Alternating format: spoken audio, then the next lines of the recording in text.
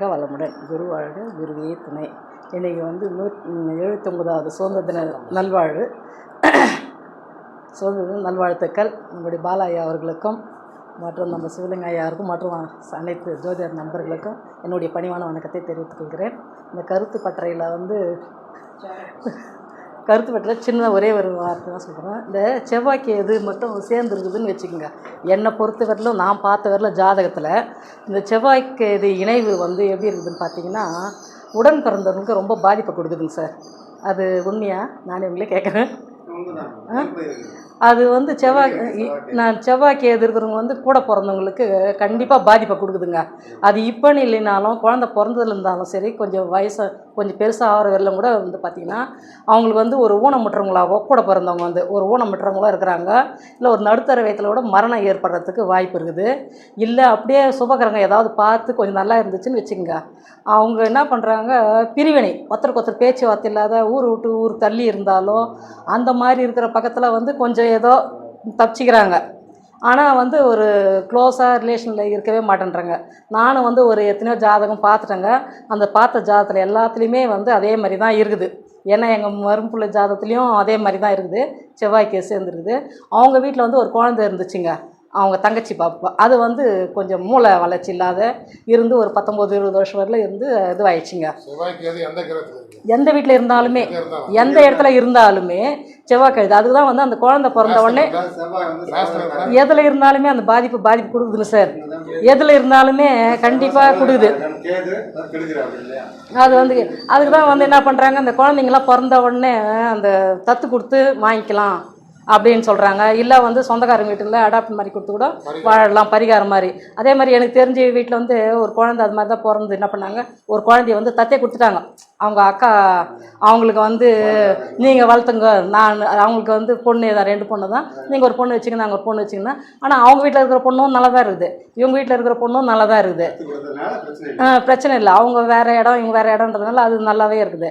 ஆனால் இந்த ஒரே இதில் இருக்கிறது இன்றைக்கினாலும் என்னைக்கு இருந்தாலும் அது வந்து கஷ்டம்தான் அது கொடுக்குது. இல்லையா ஒரு மன கஷ்டத்தையாவது கொடுத்து, ஒரு பிரச்சனையாவது கொடுத்து, பேச்சுவார்த்தை இல்லாத ஒருத்தருக்கு ஒருத்தர் வந்து ரொம்ப தூரமாக போய் இருக்கிற மாதிரி இருந்தால் அது வந்து கொஞ்சம் இதுவாகிடுது. இல்லைன்னா கண்டிப்பாக அது வந்து பிரச்சனை கொடுக்கும். எந்த வயசாக இருந்தாலும் நான் வந்து நான் பார்த்ததுன்னா கொஞ்சம் தான் பார்த்துருக்குறேன். அந்த பார்த்த ஜாதகத்தில் மொத்தமே இந்த செவ்வாய்க்கு அது யாருக்கெல்லாம் சேர்ந்துருக்குதோ, எங்கள் நாத்தனார் வீட்டு பையனுக்கு கூட வந்துங்க, சின்ன பையனுக்கு செவ்வாய்க்கு எது இருக்குதுங்க. பெரிய பையன் வந்து நல்லா தான் இருந்தான். அவன் வந்து என்ன பண்ணான், இப்போ 29-30 வயசில் வந்து இறந்துட்டாங்க. ஏன்னா அந்த பையனுக்கு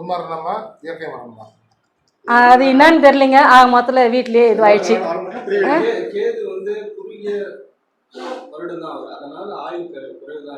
அது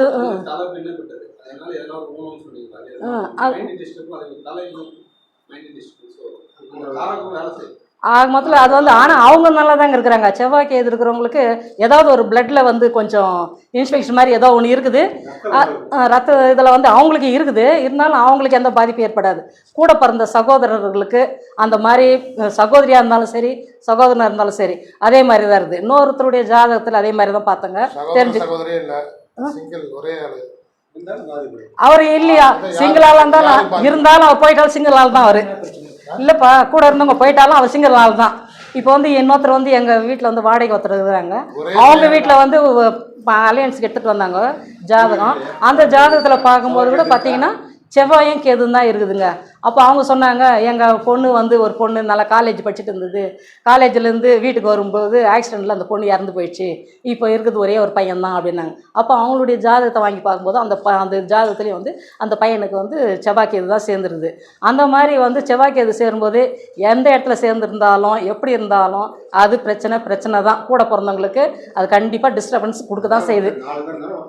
ஏதாவது ஒருத்தருக்கு ஒரு பிரச்சனை அப்படி நல்லா இருக்கிறாங்க அப்படின்னு சொல்லிட்டு பார்த்தோம்னா அவங்க வந்து ஒரு சுபகரக பார்வையோ இல்லை பேச்சுவார்த்தையில தனிப்பட்ட முறையிலையோ அவங்க வேறு ஊரில் இவங்களுக்கு இது அட்டாச் இல்லாத இருக்கும்போது அவங்க கொஞ்சம் தப்பிச்சிக்கிறாங்க. இல்லைன்னா அது கண்டிப்பாக பாதிப்பே கொடுக்குது. அதே மாதிரி இந்த சுக்கிரன் ராகு அது மாதிரி சேர்ந்துருந்தாலும் அவங்களுக்கும் வந்து சில பிரச்சனைகளை கொடுக்குதுங்க. என்னதான் நம்ம வந்து பெரிய கோடீஸ்வரனா பணக்காரனாக இருந்தால் கூட அவங்க வந்து வாடகை வீட்டில் தாங்க போய் குத்தனம் பண்ணுறாங்க. பெரிய பங்களா கூட கட்டி வச்சுருப்பாங்க.